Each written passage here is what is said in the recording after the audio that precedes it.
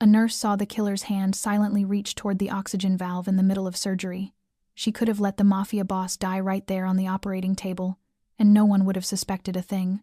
But she saved him not out of mercy, but because 3 years earlier, that same method had been used to murder her brother. And now, the man she had just saved was her only chance to bring the truth to light. That shift began like any other. Claire Hammond arrived earlier than usual, checked the operating room, and made sure every piece of equipment was functioning properly. Chicago Mercy Hospital sat in the heart of the city, known for handling the most critical cases and for its airtight security. But what Claire didn't expect was that the morning's surgery involved a name she had only ever heard whispered in crime reports. Vincent Romano. 61 years old, a symbol of Chicago's underworld, Romano had been shot right outside a nightclub. The bullet pierced his chest, severely damaging his lung and aorta. He was rushed to the hospital in critical condition, and strangely, no police escort followed. No sirens, no press. Everything was far too quiet for an assassination attempt. Claire was assigned as the lead assisting nurse.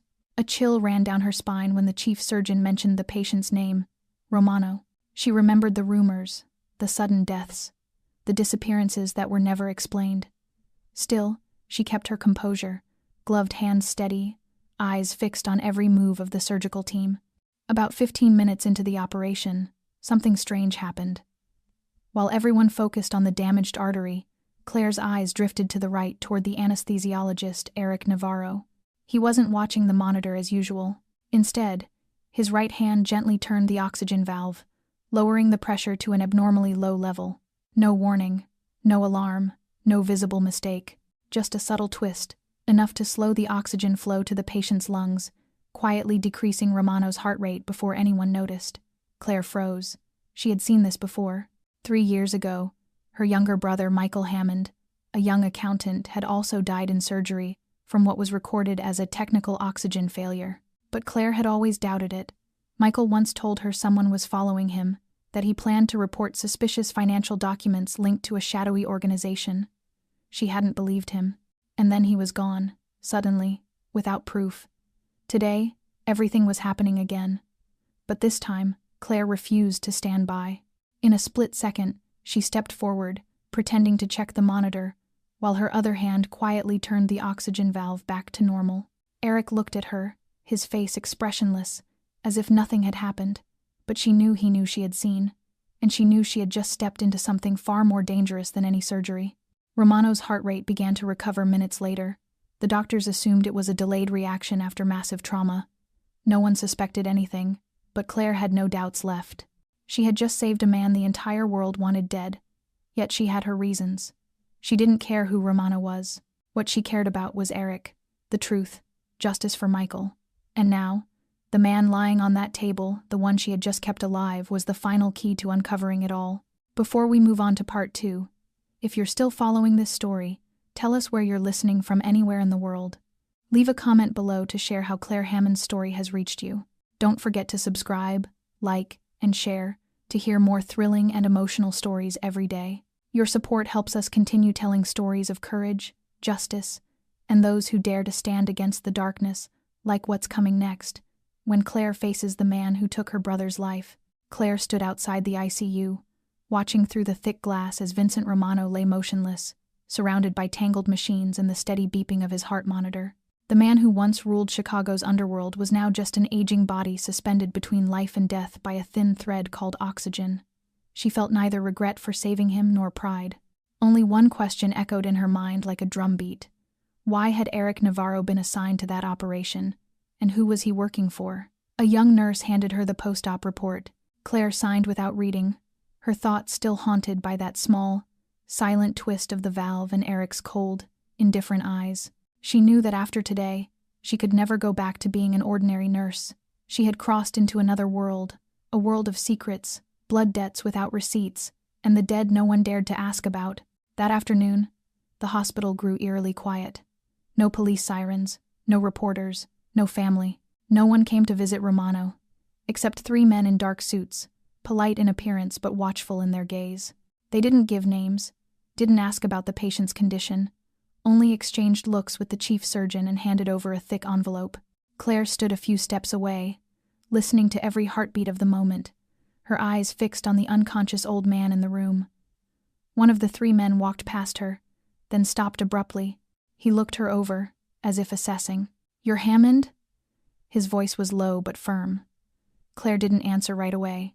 Her instincts warned her to be careful. "I was the assisting nurse in the operation," she said evenly. He nodded, confirming information he already seemed to know.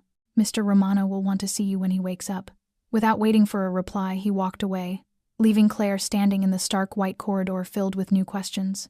That night, Claire couldn't sleep.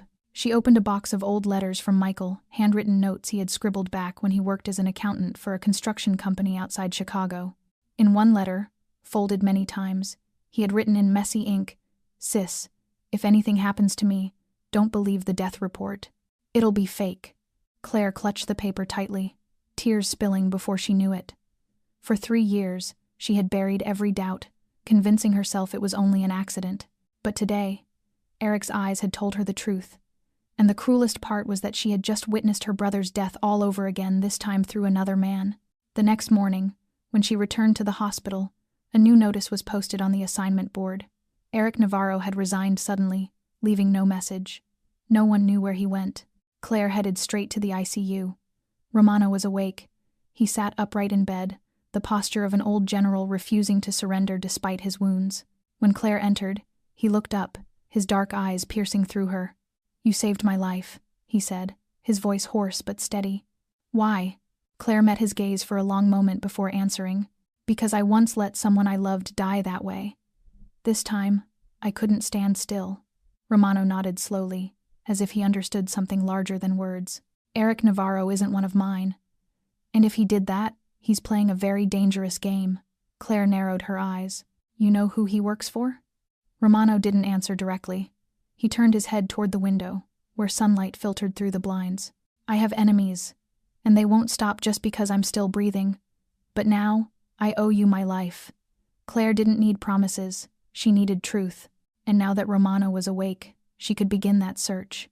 A nurse and a mafia boss, no one would have imagined they'd join forces to unravel a past where death had become legal inside sterile rooms. Claire walked out of the hospital room with steadier steps. The first battle was over. But the real war had only just begun. 3 days later, Vincent Romano was moved to a private intensive care suite on the 6th floor, a place reserved only for patients with sensitive backgrounds or special status. Claire received direct orders from the department head. She was the only person allowed access to his medical file, and was forbidden to discuss it with anyone except the lead physician. She knew this wasn't about trust in her professional ability, it was because Romano had personally requested it, and she didn't object. She needed access to him, needed to understand what truly lay behind that fateful twist of the valve, and what had driven Eric Navarro to target a seasoned mafia boss like Romano. The second time Claire entered the room, the atmosphere had changed. Romano was fully conscious now. Color had returned to his face, and the dullness in his eyes from the first day was gone. He wore a hospital gown but still carried the authority of a man who once sat at the head of tables where a single glance could silence a room. Claire didn't wait for him to speak. She set the medication tray down and looked him straight in the eye. "I want to know why Navarro was in that operation, and you know better than I do what that means." Romano smirked faintly. "You're not like the nurses I've known." Claire's expression didn't change. "I'm not like the people who usually save your life. I did it because I need you alive to answer one question." Romano leaned back against his pillow, silent for a few seconds before nodding.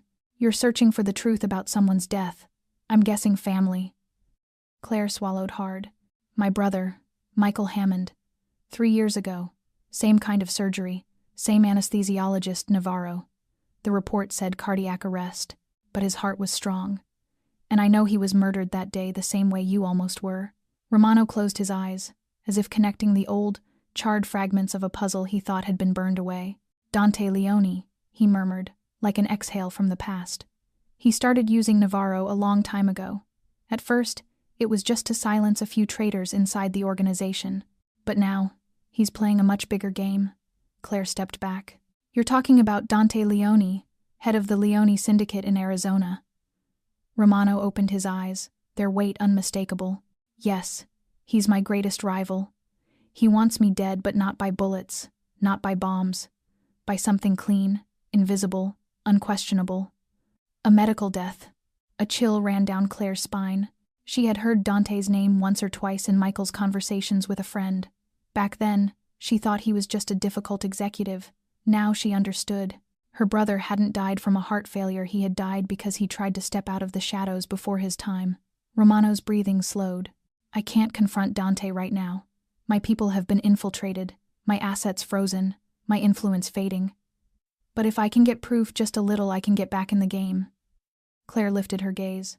If I help you find that proof, will you help me expose Navarro? Romano studied her, as if assessing someone who had willingly walked into a wolf's den. You won't be a nurse after this. I haven't been an ordinary nurse since I lost Michael, she answered without hesitation. Romano nodded, sealing an unspoken pact. He told Claire to retrieve a small package from a man named Luca at an old barber shop in Little Italy, saying it contained documents about suspicious deaths from the past 10 years, secretly collected by his people. Claire understood she was stepping onto a path with no return, but for the first time in 3 years, she felt something solid and alive within her, a heartbeat of hope. A nurse and a man once considered the enemy of justice were now joining forces to drag the puppet master into the light. An unlikely alliance, but the only one Claire could believe in now.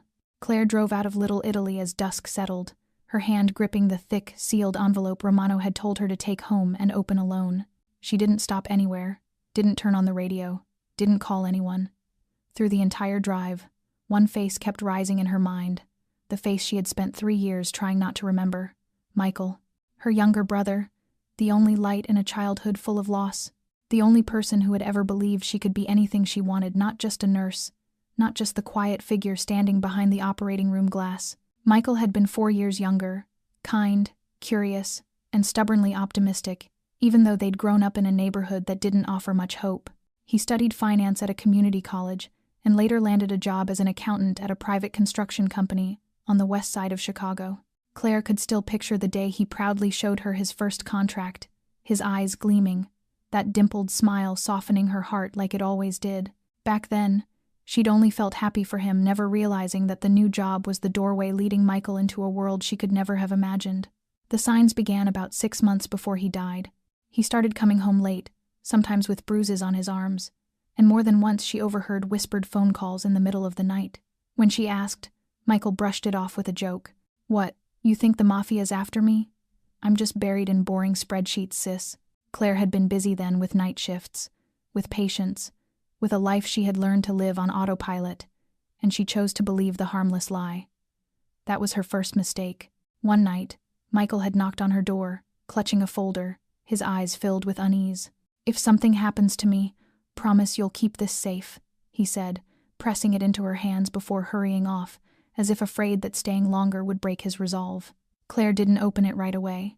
It wasn't until she got the call from the hospital saying Michael had died after a complication during a routine appendectomy that she finally searched for it and found nothing. The folder was empty, except for a few random notes that meant nothing, as if someone had known beforehand and taken everything that mattered. The hospital report stated he'd suffered an unexplained cardiac arrest under anesthesia. Claire demanded to review the procedure, but the hospital refused, citing privacy regulations. She still remembered the anesthesiologist in charge, Eric Navarro, the technician who was always overly polite, whose eyes never truly met anyone's. She had suspected him then, but there had been nothing to hold on to.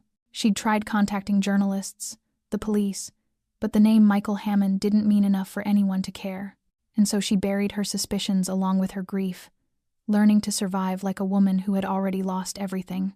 Now, as Claire opened the envelope Romano had given her, the memories she had tried to silence surged back like a violent tide. Inside were copies of deleted medical records, lists of patients who had died suddenly during anesthesia over the past 10 years, and, most strikingly, handwritten notes from a man named Luca who had been tracking Navarro for years. Michael's name appeared near the top. Next to it, a red arrow and 3 words, "Not an accident." Claire collapsed by her desk, her hands trembling as she held the paper with her brother's name on it. In that moment, everything she had buried for 3 long years broke loose in tears she could no longer contain. She hadn't protected Michael. She hadn't believed him when he asked for help. And now she understood saving Romano hadn't been a reflex of professional duty. It was the instinct of a sister awakened by a debt of blood left unpaid. That night, Claire didn't sleep. She sat beside the pile of documents, page after page, her eyes burning holes through the dry words that weighed like stone. She knew that when morning came, everything would change. She would no longer be a nurse. She was a witness, a survivor, a keeper of Michael's memory, stepping into the very war he had tried to escape but couldn't. And this time, she would see it through to the end. The next morning, Claire returned to the hospital with a changed look, no longer the cautious neutrality of a professional nurse, but the cold clarity of someone who had just emerged from a long night, haunted by memories that could no longer be denied. She went straight to records, showed her staff badge, and requested access to Vincent Romano's surgical files. The on-duty clerk hesitated for a few seconds, then complied. Given Claire's position, she did not have full deep access, but she knew she needed only one thing: the anesthetic machine log, the internal camera footage, and the equipment operation log. In medicine, everything leaves a trace. What matters is whether anyone dares to look. Claire took copies of the data down to an old tech room on the ground floor she knew was usually empty on weekends, plugged into the archive, and began reviewing frame by frame. The timestamps were precise. The operation started at 8:13 in the morning, and at 8:29, she stopped the footage. There it was, crystal clear. Eric Navarro standing by the anesthesia console, his right hand quietly adjusting the pressure valve. There was no dramatic motion. No one looked up, no sound, just a subtle twist, enough to reduce the oxygen flow to the patient over the next 2 minutes. What chilled Claire was not only the act itself, but the practiced ease with which Eric performed it. No hesitation, no checks, no mistake, as if he had done it dozens of times before. Next, she opened the recorded oxygen pressure data from the machine. The graph on the screen did not lie. Blood oxygen began to fall at 8:31, and alarmingly, no alarm sounded. Claire sat up straight, her nasal passages stinging. The warning system had been disabled. Someone had programmed the machine not to trigger when oxygen fell into the danger zone. This was no longer negligence. It was intentional, a planned conspiracy, a premeditated scheme. She quickly backed up the entire dataset to an external drive and photographed keyframes. She knew she was exceeding the bounds of what a hospital employee was allowed to do, but she also knew that if she delayed, these files would be erased. And this time she wouldn't let evidence vanish as it had 3 years before. She left the ground floor with a mix of fear and fierce resolve. If Navarro could neutralize systems at a major hospital like Chicago Mercy, he was not merely a lone technician. He was the node of a wider network, with protectors, coverers, and a clear purpose. That noon, Claire met Romano again in his room. He could now sit up, a cup of water in his hand, his keen gaze undimmed by having nearly died. She placed the hard drive on the bedside table without a word. Romano watched for a few seconds, then opened the small laptop tucked in the drawer. When the videos played, he grew still, not surprised, but as if a long-held suspicion had finally found proof. "Do you know what you've done?" he asked without looking at her. Claire nodded. "I've proven Navarro is a killer, and he may have killed many others, including my brother." Romano was quiet. He opened a personal file containing a list of people who had once worked for him, but died under unusual circumstances. Many of them had undergone surgery shortly before their deaths. Claire skimmed until her eyes rested on a name she did not say aloud, the same name she had seen in a letter Michael once wrote, a name in a death list that no one had investigated. Romano murmured, almost a confession. "We thought it was accident. But I was wrong. Dante moved first. He doesn't use guns. He uses hospitals." Claire tightened her hands until her knuckles whitened. The anger inside her transmuted into a new, sober will, not merely grief or a thirst for revenge, but the composure of the last survivor who will speak the truth. She looked Romano square in the eye. "If you truly want to turn this game over, this is where it begins." Romano nodded slowly. In that moment there was no distance between nurse and mob boss, only two broken people, each carrying pieces of a wounded soul, preparing to enter a hunt where the scalpel was no longer only an instrument of healing but evidence that could convict. 1 week later, Romano left the hospital in absolute silence, with no reporter knowing, no police, no warning, only a black SUV waiting for him before dawn, its windows darkened, its license plate indistinct. Claire watched from a distance, her heart pounding in her chest, aware that she was no longer an outsider in this story but had become a link, and that link was slowly being pulled toward the darkness where everything seemed to begin. Arizona. 2 days after that, a man named Luca, who had previously helped Romano gather intelligence, contacted Claire through an encrypted email address. He attached a map and a short message. Eric Navarro is in Flagstaff, Arizona. He changed his name and is working at a private medical center affiliated with Dante's charity. I cannot get any closer. You and Romano must do the rest. Under the message was a grainy street camera photo of a man in sunglasses and a hat, but Claire recognized the eyes immediately. Eric still living calmly, still free to walk among people, still able to kill under the guise of a healthcare worker. Claire sent all the data to Romano with one line, "I'm coming." 3 hours later she got a call. Romano's voice was hoarse, low, and left no room for hesitation. "I cannot stop you, can I?" Claire answered simply. "No." Romano exhaled as if, for a moment, he saw his own reflection from many years before, someone who had lost everything and had nothing left to fear. 3 days later they arrived in Flagstaff, a small town perched between red sandstone plateaus and snow-capped peaks, far from the clamor of Chicago. Yet its quiet did not comfort Claire. It felt like the glassy surface of a deep lake that hid lethal secrets at the bottom. The medical center where Eric worked was called Horizon Care Foundation, a harmless-sounding, benevolent name, funded by an investment fund from Phoenix that Romano confirmed was run by Dante from behind the scenes. Everything was connected. Claire and Romano could not approach Eric directly. He was protected not by bodyguards but by layers of legal contracts and a reputation for professional excellence. He was the center's star, lauded at medical conferences and even praised by local media as the angel of the operating room. A description that lodged like a stone in Claire's throat, because the man who had killed her brother, nearly killed Romano, and perhaps many others, was celebrated as a hero, and she felt she was living in an upside-down world where evil donned the mask of goodness to survive. Romano proposed a plan. They would not kill Eric, not now. Instead, they would infiltrate Horizon's internal systems to find concrete evidence linking suspicious deaths to Eric.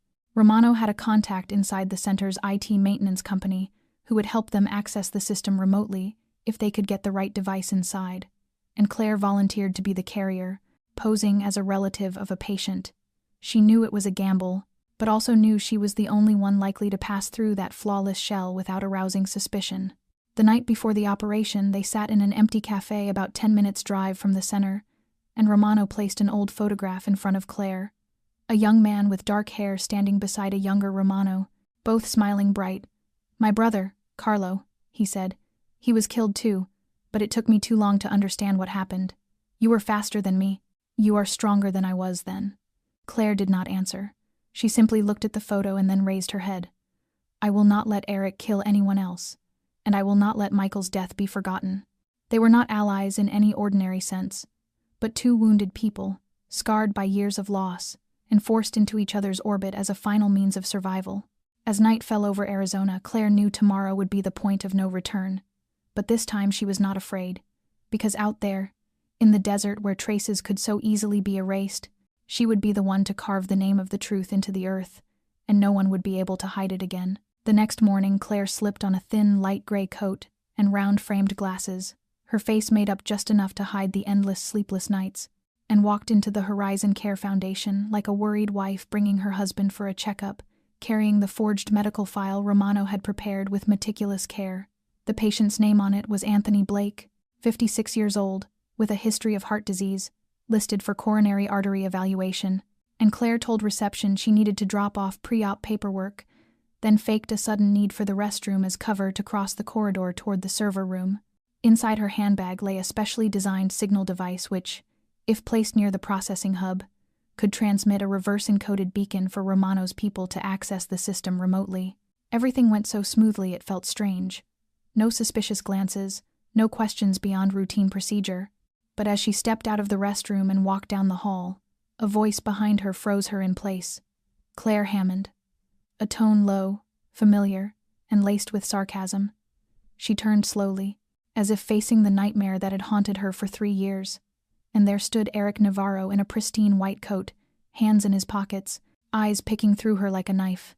"I thought I imagined seeing your name on the visitors list," he said, the smile on his lips offering no warmth. Claire kept her voice steady. "I brought my husband for tests."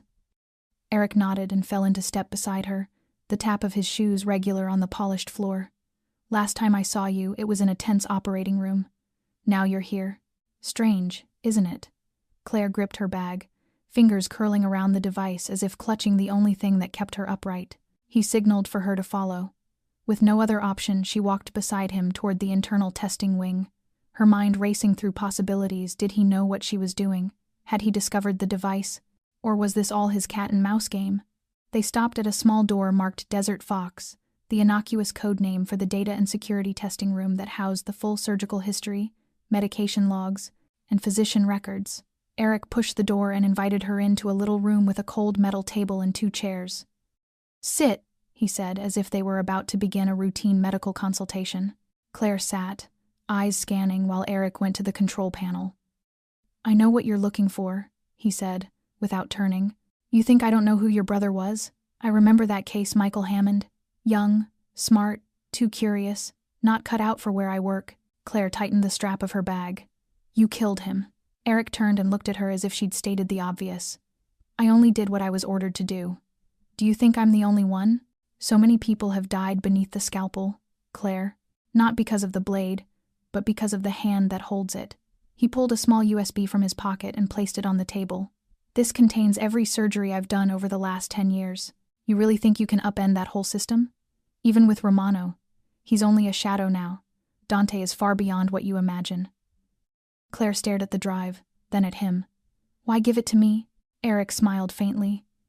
"Because you're the only one who still cares about right and wrong. People like you either get swallowed or become corrupted. I want to see which path you choose." When Claire left Horizon, it was already leaning toward evening. She told Romano nothing of the meeting, not yet, because she knew what she carried was more than a USB of records. It was a trap. Eric was not a fool. He wanted something from her, and the price to pay could be high. But this time Claire was ready. She was no longer simply the grieving sister seeking justice for a lost brother. She knew truth came at a cost, and only by stepping into the very snares set for her could she learn who pulled the strings and who would be caught in the net. The next day, Claire returned to the hotel long after dusk, her palms still warm from gripping the small USB Eric had given her. She said nothing to Romano, offered only a curt greeting, and went straight to her room, bolting the door as if any opening might shatter the whole truth she now carried. She sat at the desk, switched on her laptop, inserted the drive, and waited in silence as a single folder appeared with an eerily simple listing. One video file, named with 3 capital letters M, H, L, and those 3 letters struck like a cold blade through Claire's chest, because they spelled the name she had buried, Michael Hammond. She clicked the file and the video began to play, the image trembling, the audio full of static but unmistakably recorded on a personal device. In the frame sat Eric Navarro in a small room, dim amber light painting his face so that every expression read with a terrifying clarity. "I do not have time," Eric began, his voice deeper than usual, stripped of his habitual irony and coolness. "I know I cannot get away. They have started to suspect. But before I vanish, I want to leave this not out of remorse, but because I know there are people looking for answers." Claire fixed her eyes on the screen as his words tightened her chest. Eric leaned back, looked straight into the camera, and said, "3 years ago, I was ordered to handle a young patient, Michael Hammond. He was an accountant at one of Dante's shell companies and had uncovered a trail of illicit transfers tied to anesthetics and medical equipment. He copied the files and tried to pass them to someone outside. Dante found out. I was chosen to clean it up." He sighed and tapped his fingers on the table. "Not because I hated him. I even admired his courage. But it was the job. I have done it to many others. He is the first whose name I remember after it was done. Perhaps because of the way he looked at me before anesthesia. No fear, only sorrow. Very deep sorrow." Claire covered her mouth as tears came unbidden. At last, the truth was spoken, and it hurt in a way that felt like a physical wound. Eric continued in a steady voice that somehow cracked with each sentence. "Romano was on the list too, but something in me stopped. Perhaps because I knew if he died, Dante would not stop. I wanted to prolong the game. I wanted someone to see what was happening. Then Claire appeared. I do not believe in fate, but when I saw her eyes in the OR, I knew I could not end the old way. That is why I gave her this USB. Inside is an access key to the Horizon servers, where all altered records still have original backups. You will need it." The video ended without farewell or plea for mercy, just a long look into the lens and then darkness. Claire sat motionless as the wind outside the window rasped like a soundtrack to an unspeakable grief. She did not know where Eric was or whether he lived, but she knew that, for the first time, a fragment of truth had been pulled from the dark and set into her hands. The next morning she handed the USB to Romano. He watched the clip in full without a word, and when the screen went black he put a hand to his forehead and exhaled as if the breath were the weight of a lifetime. "He confesses not because he feared death," he said in a low voice, "but because he has begun to understand loss, and perhaps he thinks you are the only one who will do the right thing." Claire nodded, but felt no relief, only an increase in the burden she now carried. The access code Eric left was not merely an opportunity, but the key to a labyrinth of hideous secrets. By using it, she could trace the chain of victims, the complicit doctors, even politicians tied into the sophisticated killing system Dante built.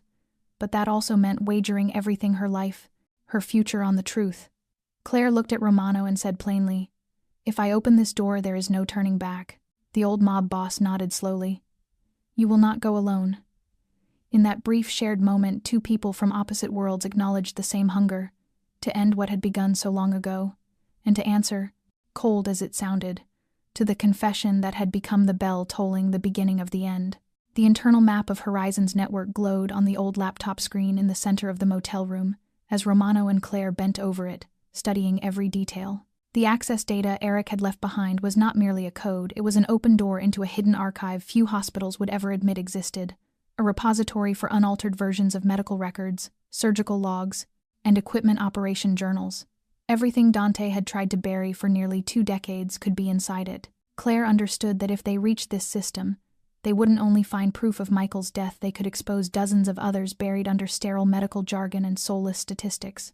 Romano pointed to a node on the schematic. "This is Horizon's central control room, the only link to the auxiliary server in the basement. It's offline, internal only. Someone has to plug the device in directly for 2 minutes. After that, all data will transmit to my secure drive in Chicago." Claire met his gaze, unblinking. "I'll do it." Romano didn't answer immediately.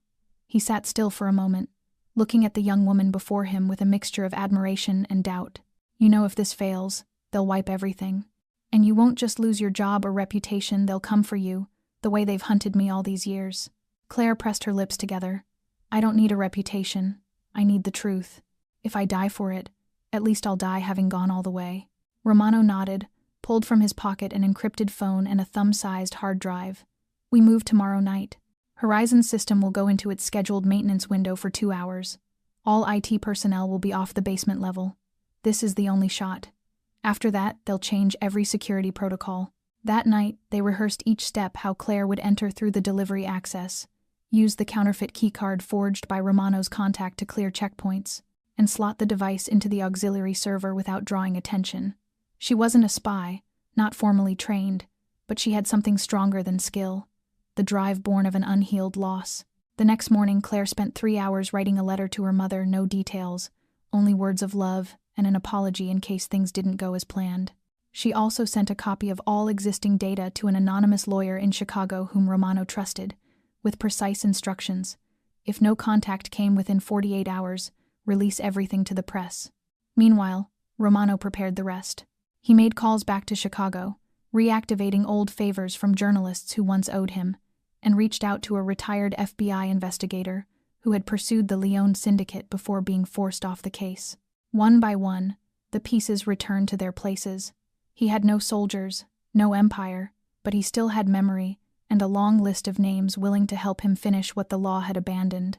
As the sky turned amber at day's end, Claire sat by the window, looking toward the still mountain ridges on the Arizona horizon. She thought of Michael of his eyes the last time they spoke, and of the nameless patients who had died in silence, without suspicion, without justice. Then she stood, checked the device one final time, tied her hair back, and put on a dark coat. Tomorrow night she would walk into Dante's final fortress, the place he believed untouchable. And if everything went according to plan, Claire would no longer be merely a survivor. She would become a witness and, more than that, the one to begin the end of an empire built on bodies left beneath the surgeon's blade. Dusk had just fallen, and the air in Flagstaff was colder than usual, a dry wind whining through the roadside trees like an omen of what was to come. Claire stepped down from the small medical supply van, clutching a box of fake medications, her uniform coat pulled tight, cap brim low over her brow. Everything had been prepared by Romano down to the last detail. The keycard in her pocket was a perfect copy of the one used by Horizon's internal couriers. Its access time matched to the final delivery shift of the day, when guards were most complacent. She walked through the security gate, and no one studied her more than a few seconds. An attendant offered a perfunctory nod and returned to his phone. She threaded her way along the corridor toward the rear of the building, where the service stairs led down to the basement, the heart of Horizon and the place where the true data were stored, isolated from the outside network.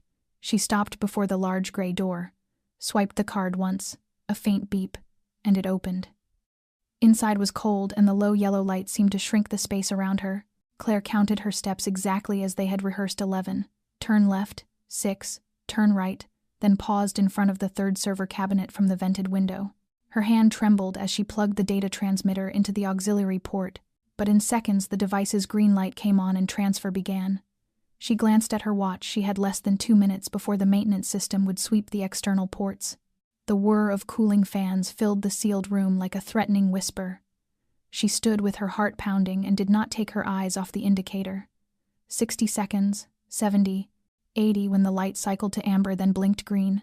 The device signaled the transfer was complete. Claire withdrew the gadget and tucked it into her inner pocket. But as she turned to leave, the soft sound of footsteps echoed at the head of the corridor. She immediately switched off the flashlight pinned to her coat, drew the key for the emergency exit leading to the medical waste area behind the building, and slipped out as planned. Romano had arranged for a discreet waste transport truck to be waiting, its cargo hold serving as a concealed refuge with a safe escape route. She crawled inside, gasping, her chest pounding as though it would burst. But she had done it. She had carried the data out without detection. At the same moment in Chicago, Romano's secure server registered the incoming stream. He was not alone. Retired FBI Inspector Robert Mallory, who had been forced out years earlier while probing Horizon's shadowy funding, sat upright as the files appeared, and his eyes lit for the first time in years. "My God, it's the full surgical logs, anesthesia device records, attending surgeons' names, even internal voice logs," he said. Romano nodded. The evidence was enough to topple Dante, but they needed a decisive, irreversible strike. Mallory phoned a high-profile investigative reporter in New York, and within an hour 3 national newspapers had copies of the data. A copy was sent to the Arizona state prosecutor with a request to reopen more than 20 suspicious deaths tied to Horizon over the past decade, and within the hour a federal arrest warrant was issued. Dante Leone's name went up on the national manhunt list, accused of organizing systematic assassinations under the guise of medical care. Back in Flagstaff, Claire remained hidden in the truck's hold as a lightning raid erupted upstairs. Federal agents and local police sealed the Horizon building, executed searches of physicians' offices, seized records, and arrested 3 IT technicians and an assistant physician implicated in multiple suspicious deaths. Eric was not there.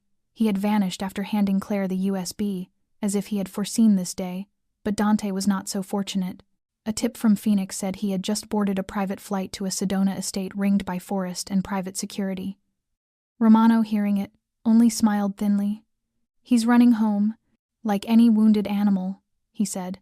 Claire climbed out of the truck at midnight, her eyes no longer wild but focused and cold. She called Romano, and his voice, low on the line, said, "We've struck it in the heart, but to finish him, you must do one last thing." And Claire nodded, though he could not see her. "I've come too far to stop now," she answered.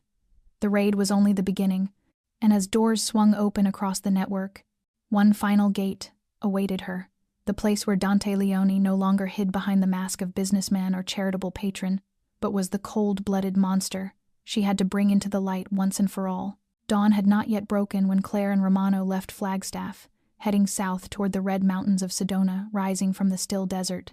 The road to Dante Leone's villa wound through stone ridges and ancient pines, beautiful in its quiet, as if nature itself were hiding secrets long buried. Romano drove, his hand steady on the wheel despite the body that had not fully recovered from surgery.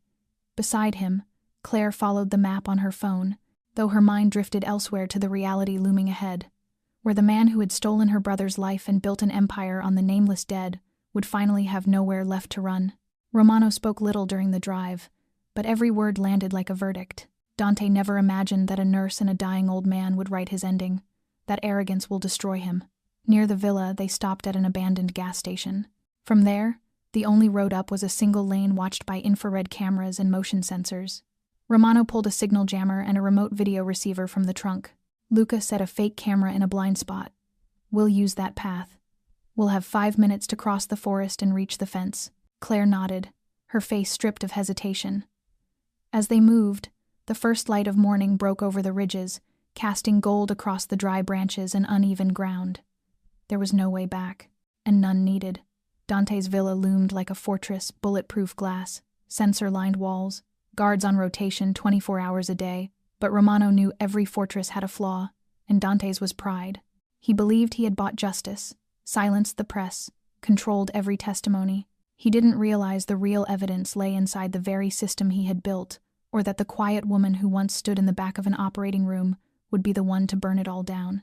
They approached from the west, through a maintenance tunnel built for electrical repairs, a tunnel Romano himself had once paid for, now turning against its master. They slipped through the damp corridor, the air thick with dust and echoes that made every step stretch longer. At the exit, they heard footsteps down the main hall. Claire looked at Romano. Now or never. He drew a silenced pistol and handed it to her. Only if you have no other choice.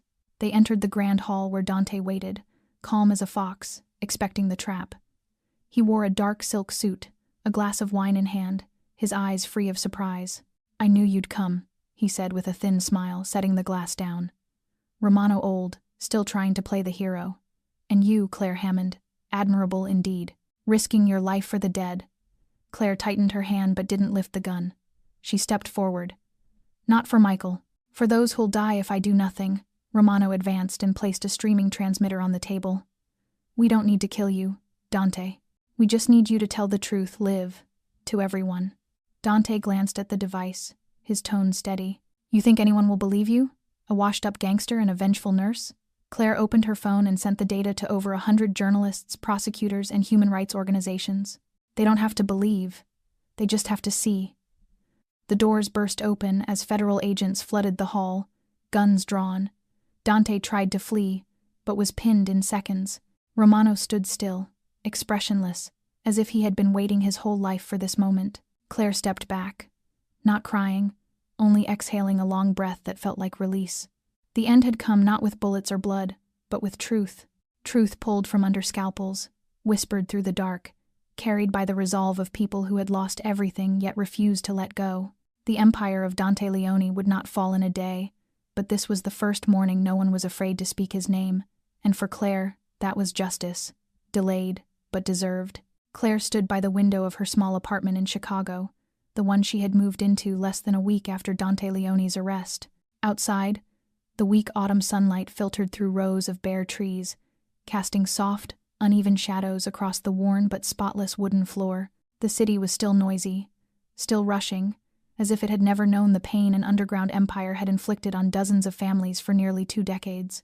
Yet inside Claire, everything was unnervingly quiet, as though after the storm, all that remained were the fragments of memory and questions without answers. She hadn't returned to the hospital, no longer wore the nurse's uniform, no longer lived the rhythm of night shifts and the steady pulse of monitors.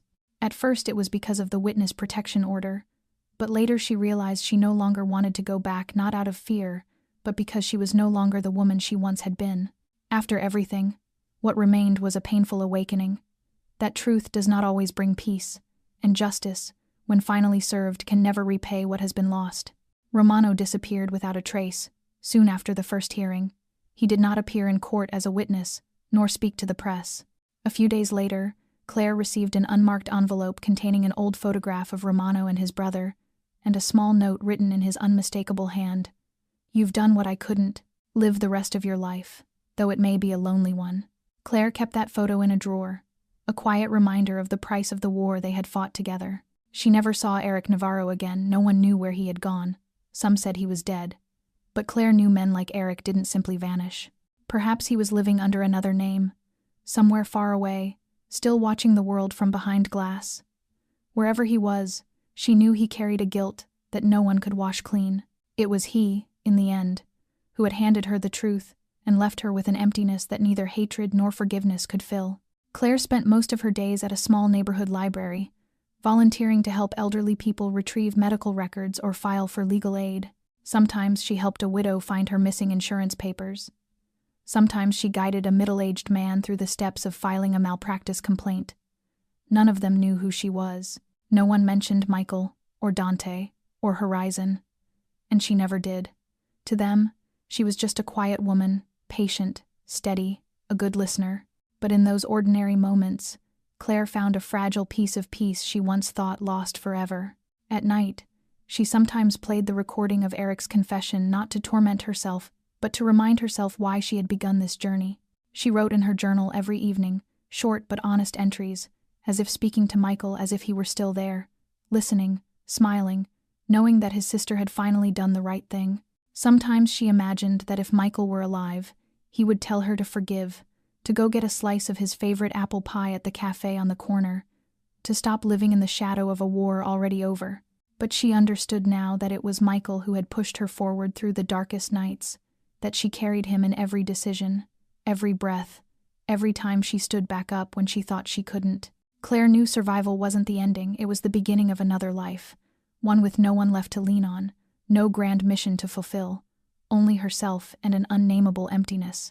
Yet she also knew some lives are not meant to find completeness, but to walk through loss, to prove that human beings can still rise even when nothing remains. She was one of those lives, no longer a nurse, no longer a witness, no longer Michael Hammond's sister, just Claire, the survivor.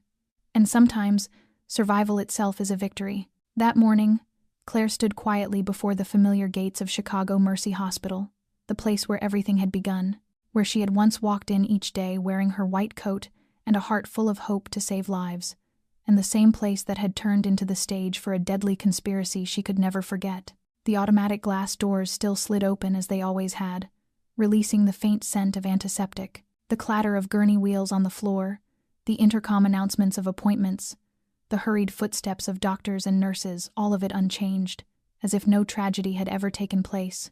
As if the silent deaths of so many souls had never been anything but routine. Claire stepped into the main lobby with no badge, no name on the duty roster, just a visitor, a ghost returning to the scene of her former life. She didn't know what had drawn her back, whether it was a calling from within or a simple need to face her past instead of continuing to run from it. She glanced toward the reception desk, where she used to spend hours helping patients fill out forms. Now, a young woman was smiling at an elderly man checking in, her eyes bright and earnest, just like Claire's had once been, untouched by time or grief. Claire walked slowly down the corridor, where the morning light streamed through the tall windows, painting long golden stripes across the white tile floor. Every step awakened a memory. There was the corner where she used to write post-op reports, and there the spot where Michael would wait for her after her shift so they could grab dinner together. Everything played backward like an old film, blurring the line between memory and reality.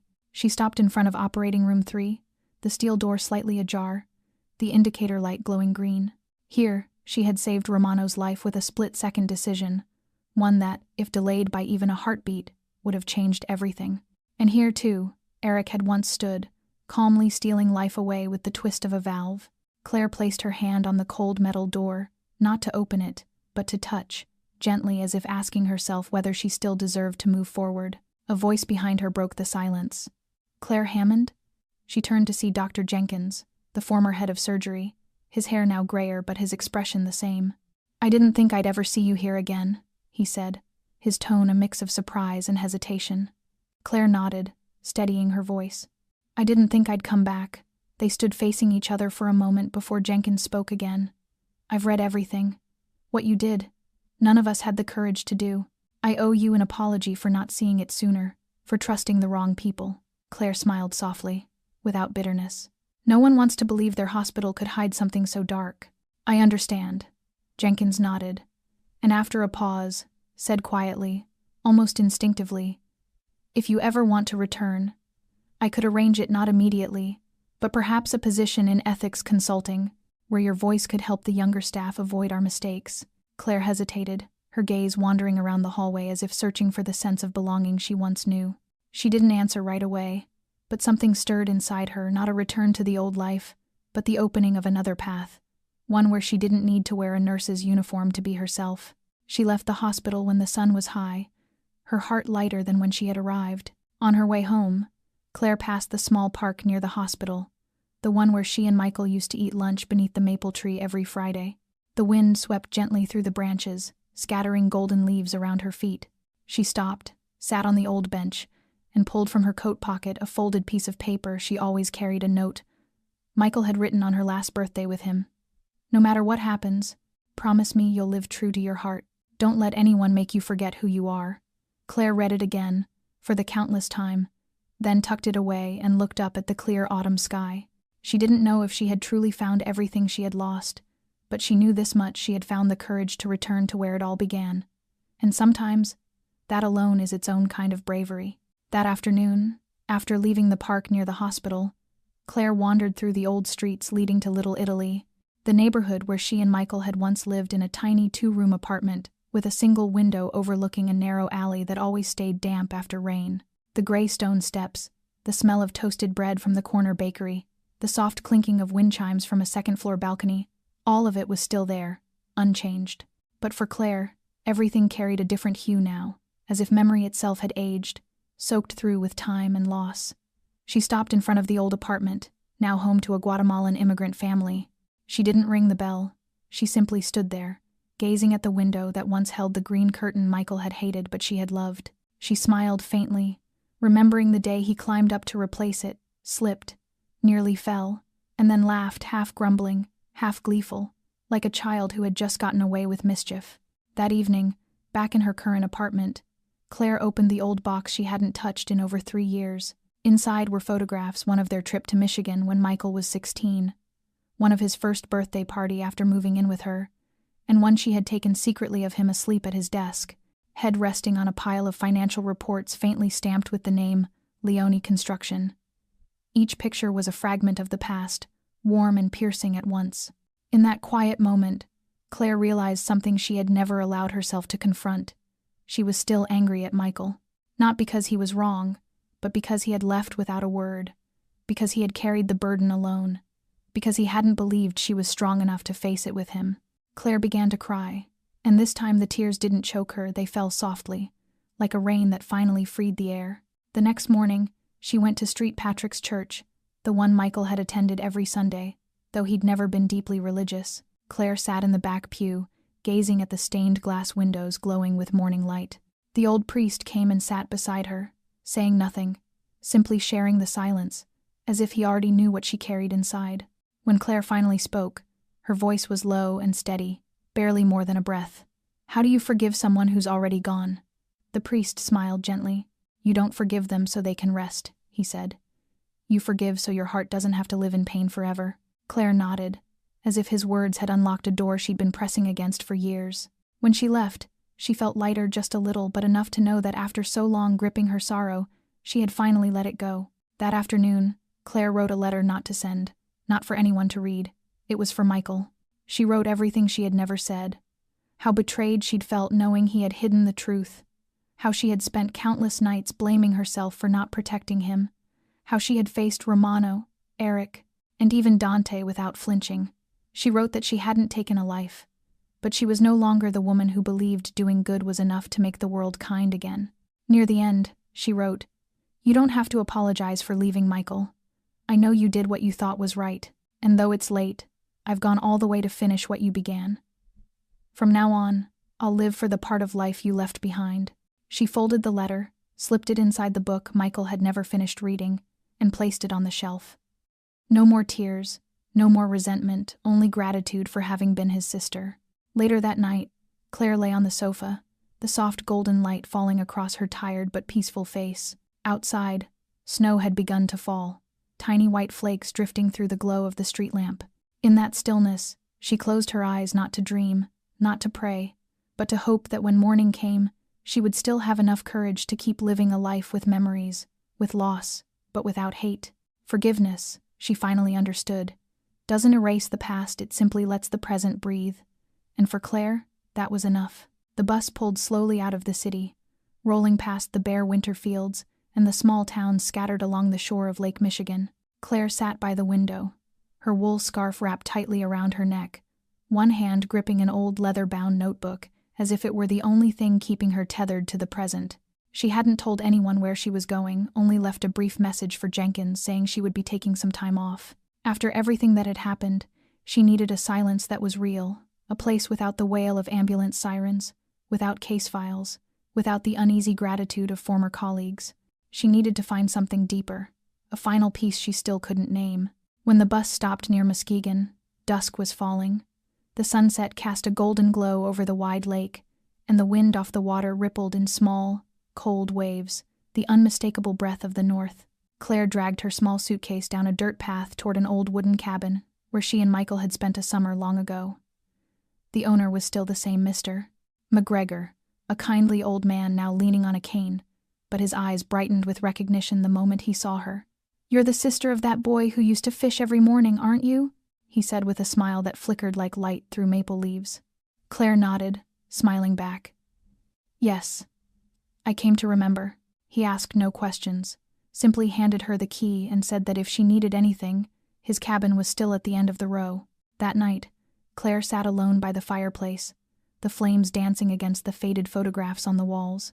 There was no internet, no television, only the crackle of wood and the soft rhythm of waves brushing the shore. She opened her notebook and began to write, not in order, not following time, just fragments of memory, words she'd never said to Michael, the rush of emotion she'd felt seeing Dante led away in handcuffs, the hollow loneliness that lingered even in a world full of people. The next morning, she walked to the lake shore, where the tall pines stood silent like sentinels guarding the past. She found the flat stones where Michael once planted his fishing rod and sat for hours watching the water. Back then she hadn't understood why he loved the stillness so much. Now she did. Sometimes people don't need advice or answers, they just need to sit with their sorrow without being told to let it go. Behind her came the soft crunch of footsteps on gravel. Claire turned, her heart tightening when she saw the man approaching. Heavy coat, more gray in his hair, but the same steady, clear eyes as the last time she'd seen him. Romano. Not a ghost, but flesh and bone, standing only a few steps away. "I guessed you'd come here," he said quietly, hands in his pockets. "I came once myself, years ago with my brother. He liked to fish too." Claire didn't ask where he'd been all these months, or how he'd found her. She just looked at him for a long moment and nodded a wordless greeting after so many seasons had passed. They sat together on the rocks, speaking little, trading only fragments of ordinary conversation about the weather, the birds, the taste of morning coffee. No one mentioned Horizon, no one mentioned Dante, and that, strangely, felt right. As the sun climbed higher, Romano reached into his coat and drew out a small object wrapped in cloth. It was a photo of Michael, smiling, a notebook full of numbers in his hand. "I found this in one of Eric's old boxes," he said softly, eyes fixed on the image. "He kept it till the end." Claire took it gently, a tender ache rising in her chest. She no longer felt anger toward Eric, or resentment toward Romano. She understood now. Everyone in that long, dark journey had survived in their own imperfect way. When the sun dipped toward the west, Romano stood, placed a hand lightly on her shoulder, a silent wish for peace, and walked away. Claire stayed by the lake, watching the small waves break against the shore, her heart no longer turbulent or empty. Meeting again was not to reopen old wounds, but to close a circle. And now, with every face from the past having returned once more, Claire knew she was ready to move forward, not leaving the past behind, but carrying it with her, as part of the life she had lived fully. That afternoon, after Romano left, Claire remained by the lake until the sun disappeared completely, the last rays shattering across the rippling water as the sky deepened into a solemn shade of violet. She sat there as if keeping vigil for the final moment of a former life, one where anger, vengeance, and pain that had once seemed insurmountable had finally drifted into the distance. When the darkness settled over the water, she stood and walked back to the cabin, feeling something strange. Not relief, not excitement, just clarity. Clarity that she had crossed the darkest threshold. Clarity that she was no longer the woman who once walked through the hospital corridor with fear and loss filling her eyes. The next morning, she tidied the cabin, folded the blankets, wiped the sink, and looked around one last time as if saying goodbye. No tears, no promise to return, just a page turned. When Claire returned to Chicago, the wind had grown sharper, hinting that the first snow wasn't far away. She went back to the library, but this time, not as a volunteer. She came as the founder of a new community health initiative. Her proposal was to build a public medical support system where patients could access their records, understand their rights, and recognize possible medical errors. Jenkins was the first to sign the sponsorship form, followed by a young doctor from Horizon, once a student of Dante's, now walking a different path. Though Claire no longer worked in a hospital, her insight, composure, and experience made her irreplaceable in ethics workshops for medical students. Once, a student asked if she would have stopped Michael from joining Horizon if she could go back. Claire paused before answering. Perhaps Michael would still be alive, but dozens of others might have died, never knowing why. She said it without pride, only honesty. Truth isn't beautiful, but it is necessary. Every afternoon, Claire still walked past the park near the old hospital, where the maples blazed crimson at the end of autumn. She sat on the same bench, not to mourn anymore, but to breathe, to watch children chase each other, to listen to life continuing as it always had. Sometimes she touched the pendant hanging around her neck, a tiny photo inside showing Michael's bright smile on their last picnic. That smile no longer hurt. It reminded her that a part of life had passed, and the rest was still being written. One evening, Claire received a letter in the mail with no return address. Inside was a single sheet of paper, a short handwritten message. "I'm still alive. Thank you for not giving up. E." She read it again and again, unsure what she felt. Not joy, not sorrow, something closer to acceptance. Eric had chosen his own path, and like her, he was no longer the person he once was. Claire folded the letter and placed it inside her journal. She didn't search for him. She didn't chase the past. Too many questions no longer needed answers. On the first snowy day, Claire stood on the top floor of a newly opened building, the office of the Patient Advocacy Center she and her partners had spent months creating. From above, she watched people crossing the street below, dark coats weaving through the white flurry of snow. And she realized she didn't need to reclaim her old self to find meaning. Sometimes, one must lose every definition of who they were to understand they can still stand without labels, without permission. Claire was no longer a nurse, no longer a witness, no longer the frightened woman trembling before evil and its shadows. She was someone who had looked into darkness, walked through death, and still chosen kindness over revenge. That was what made her the kind of person Michael, Romano, Eric, and even those she'd never met could believe in. Claire smiled at her reflection in the glass. She was no longer who she had been, and she didn't need to be anyone else. She was herself, here, now, and that was enough. One February morning, with snow still piled thick on the steps outside her door, Claire received a phone call from the Arizona State Prosecutor's office. The woman's voice on the other end was cold but polite as she informed Claire that the public trial of Dante Leone would take place in Phoenix at the end of the following month, and that the name Claire Hammond appeared on the list of key witnesses. Claire didn't answer right away. She just stared at the phone in her hand, as if the call had pulled her back into a world she had spent years trying to leave behind. But she knew this was something she couldn't avoid. Justice doesn't end when you bring someone into the light. It ends when you can stand tall and tell the truth before the world. Not out of anger, not out of vengeance, but because it is the right thing to do. A week later, Claire boarded a plane to Phoenix, carrying only a small bag and a copy of the letter she had once written to Michael. She brought no evidence. Everything was already preserved in the legal system. What she carried with her were memories, sincerity, and an unshakable resolve.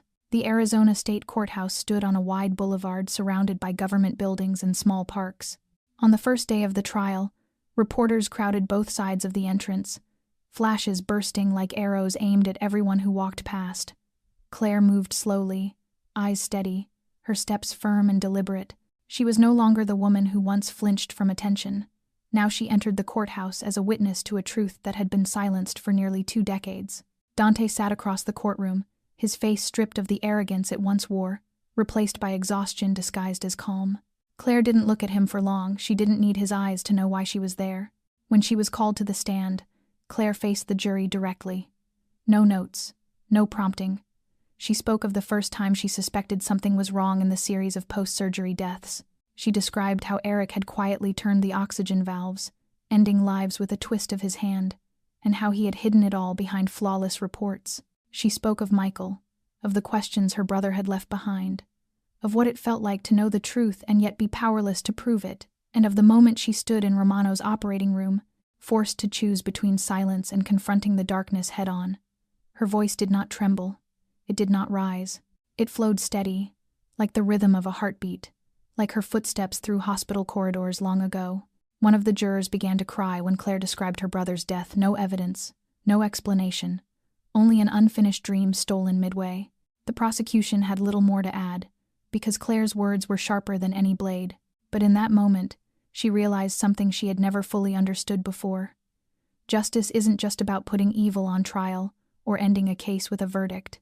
Justice is when someone like her, a victim, a witness, can stand without running from the past. It is when truth is spoken, not so someone pays the price, but so the living can go on without being haunted by the question why. When the trial ended, Dante was sentenced to life imprisonment without parole. The news flooded every major outlet, a public reckoning for the private hospital empires and the charitable fronts that had long shielded them. But what meant the most to Claire wasn't the sentence. It was the moment an elderly woman approached her after the verdict. The woman, who had lost her husband after a surgery identical to Michael's, took Claire's hand and said softly, "Now I can be at peace, not because he's coming back, but because his death wasn't meaningless." As IMC. That evening, Claire stepped out of the courthouse into the deep blue Arizona sky. The sunset spread across the desert like a sheet of gold. She stood alone on the stone steps. No applause, no crowd, no celebration. And yet within her, something was unmistakably present. The knowledge that justice is not a victory, but a healing. Not only for the dead, but for the living, and most of all, for herself. The woman who once believed she had lost everything, now she understood. Sometimes the price of justice is loneliness, weariness, the long journey no one else can comprehend. But if she could choose again, she would still take that road. Because justice is not a concept written on paper, it is the reason one can keep living without bowing their head. When Claire returned to Chicago after the final trial, she sat quietly in her favorite cafe near the library where her new life had begun. It was late winter, but the sunlight had softened, slipping through the fogged window and casting a golden shimmer on the steaming cup of coffee by her right hand. These days, the city seemed slower, less hurried, less harsh than when she first arrived with a heart full of grief. Outside, people still rushed past, but inside Claire there was a calm she had never known before. She understood that nothing could return to what it once was. Michael would never come back, and the losses could never be undone. Yet what she had gained was something far greater. Peace. Peace because she had not remained silent, had not run away, and had lived true to her conscience until the very end. One special afternoon, she went back to Chicago Mercy Hospital, not as someone haunted by pain, but as a woman ready to close one chapter and open another. She stood for a long moment before operating room 3, where everything had begun, where Romano's life had been saved, where a near-perfect murder had been stopped by a single decision made in seconds. Claire reached out, her fingers brushing the cold steel door, feeling both its chill and the quiet familiarity that had once defined her daily life. Then she turned and walked away, not looking back. In that instant, Claire understood. Some roads must be walked to their very end, not to return, but to leave completely. That evening, she went home to her small apartment, opened the window to let in the cool air, and sat down at her desk. She opened her last notebook and wrote a few lines to Michael. No tears, no anger, just words of honesty and gratitude for the brother who had helped her find herself again when she was lost. The final breath Michael had left behind wasn't in an oxygen tube or a data file. It was in Claire's courage, in her refusal to look away from evil, and in her choice to forgive and keep living with dignity. More than anything, this story is a reminder that justice doesn't always come from courtrooms, police, or the law. Sometimes, justice begins with an ordinary person, someone like you, like me, like Claire, who chooses to act when no one else will. The greatest lesson here isn't only about exposing wrongdoing, but about facing ourselves when no one is watching, about keeping our hearts kind in a world filled with deceit and betrayal. Maybe you're watching this video late at night, after a long, exhausting day, or maybe it's early morning, and you need something to remind you that the world still holds goodness. If so, ask yourself, what would you do if you were Claire?